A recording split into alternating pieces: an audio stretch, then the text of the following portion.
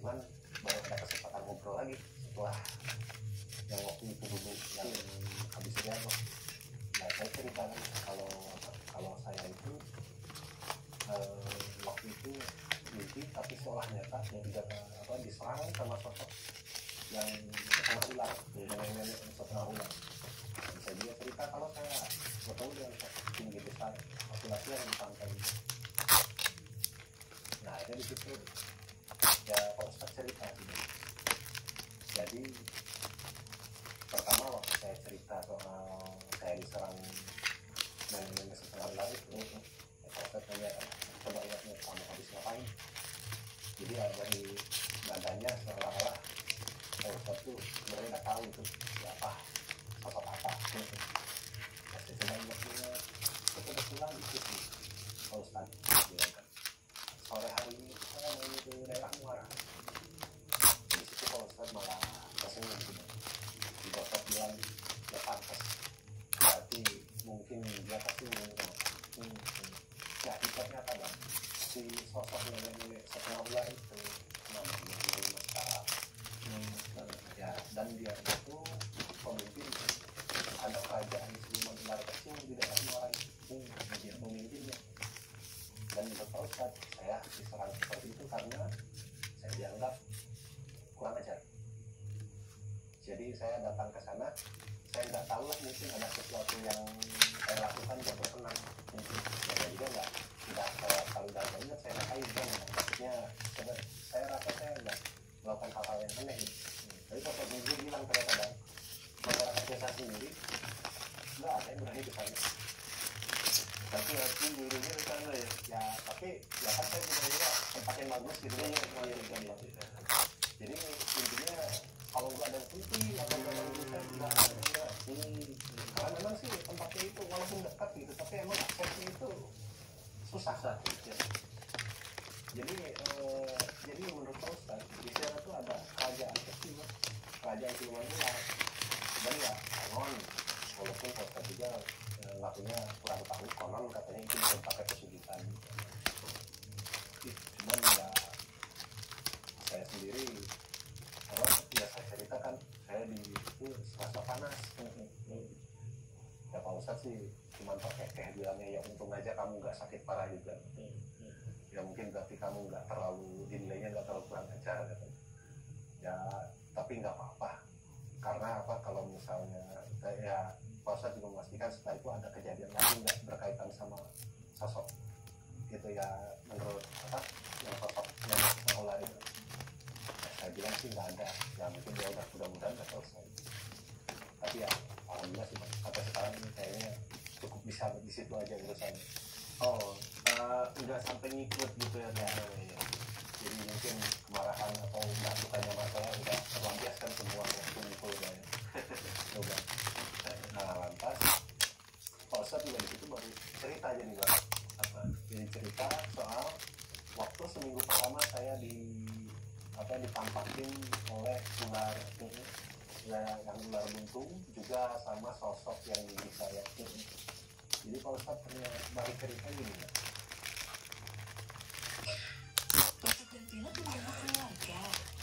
Fix Formula 44 legakan mutu tidak berat, tenggorokan gatal, pilek dan bersih untuk rasa hangat di tenggorokan. Fix Formula 44. Belajar pola hidup sehat di YouTube Shorts.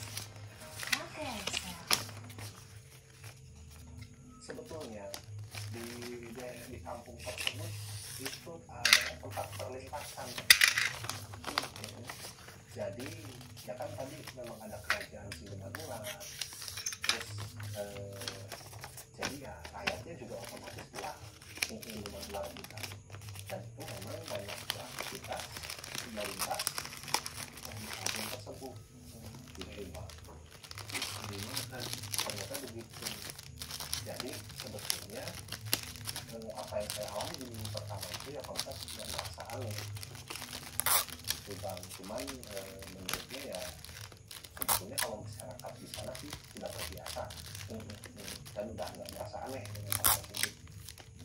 Dan terus Pak Ustadz juga di situ bertanya waktu kamu riano gimana dan kamu rasakan. ya saya mau cerita lagi kan, kalau waktu saya diadop saya merasa ada hawa yang berubah dingin, terus banyak kelebatan yang saya lihat seperti sosok yang besar. Kalau ya saya seperti manusia saya nggak tahu itu apa. Tapi itu bilang kalau itu adalah memang agak kaku ini di pihak itu majelis tersebut. Bangunan majelis ya. Jadi ternyata itu sejarahnya kan. Jadi dulu itu di zaman Belanda ada sosok sebuah ulama yang datang ke kampung tersebut mengajarkan agama, dan dia membangun sebuah bangunan surau sederhana dari kayu, dan lokasinya adalah di majelis, artinya sekarang jadi bangunan majelis itu. Nah kebetulan dia nggak menetap di ulama tersebut, yang menetap, dan saat dia pergi menurut Ustaz dia itu menanam 40 muslim di situ dengan tujuan untuk menjaga keamanan, menjaga kampung dari bala. Jadi ternyata invasi ini kan. Jadi ternyata saya diajak riadok ke sana oleh Ustaz itu ya ibaratnya seperti berkenalan dan intensif. Karena ya memang setelah riadok itu nggak ada gangguan lagi. Ya paham. Jadi saya juga cerita kalau salah satu keunikannya itu dulu pernah kejadian ada orang yang maling di desa tersebut malam hari, dan dia nggak bisa jalan keluar kampung sampai kampung. Yang berpuasa dia itu karena ya di seri kalau sifat muslim itu ya yang menjaga itu ya, dan itu juga satu jenis muslim itu membuat ya istilahnya efek negatif dari perlintasan jauh itu nggak terlalu parah. Jadi ada semacam penetralisir. Lanjut saya juga waktu saya cerita soal kejadian saya di pantai melihat sosok tinggi besar itu Bang. Ya, jadi saya malah jadi tahu ternyata itu urban legend Bang.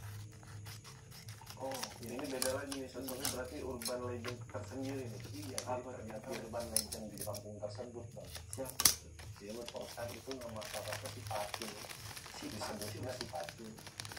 Agak unik namanya. Ya, nah itu ada sejarahnya juga Bang. Apa tuh? Jadi cerita Pak Ustadz cerita, jadi dulu itu di zaman Belanda, kalau tahun persisnya nggak diketahui katanya. Ya kan di desa tersebut memang mereka yang berladang, dan berladang atau bikin ladang di dekat pantai itu bukan sesuatu hal yang aneh. Misalnya. Jadi ada warga yang pergi ke ladangnya yang di dekat pantai, dan ternyata dia sampai sore nggak pulang. Lantas besoknya banyak yang cari, tetangga-tetangganya cari, dan cuma ditemukan di ladangnya ada pacul sama topi kakinya. Tapi dicari kemana-mana, nggak ketemu orangnya Bang. Sampai akhirnya melibatkan paranormal saat itu. Dan saat paranormal melakukan pendeteksian, ternyata orang itu dibawa ke laut selatan Bang. Ya, dan saat mau diambil, ditarik lagi ke alam manusia, menurutnya bahkan orangnya sendiri nggak mau, dia merasa udah cocok, udah betah jadi pengawal di sana itu Bang. Dan dia disebut si Pacu karena saat bilang cuma tersisa Pacu, makanya disebutnya si Pacu. Dan memang penampakannya kurang lebih seperti yang saya lihat itu. Penampakannya kalau dia menampakkan, karena ternyata banyak warga desa yang sudah pernah ketemu juga, terutama orang-orang yang suka beraktivitas malam di pantai, kayak mencari ikan. Kadang kan kita malam, nah itu udah biasa ketemu. Dan biasanya emang kebanyakan lari juga Bang. Tapi memang katanya menurut yang pernah dulu ada yang mencoba komunikasi gitu tuh ya, dia itu cuma berkatanya saya nggak mau pulang, seperti itu aja. Jadi ternyata yang saya lihat itu ternyata menurut Pak Ustadz kalau tanda kutip ya udah kami beruntung lah ketemu langsung. Terus saya bilang beruntung gimana, saya waktu itu ya kaget sampai lari, mana di jalan sama sekali gak ada orang gitu. Akhirnya ya udah ternyata ya saya dari sana Ini hanya pakai Itu satu agak lembar. apa ya, agak berkesan buat Cantik. ceritanya berkesan buat saya karena apa?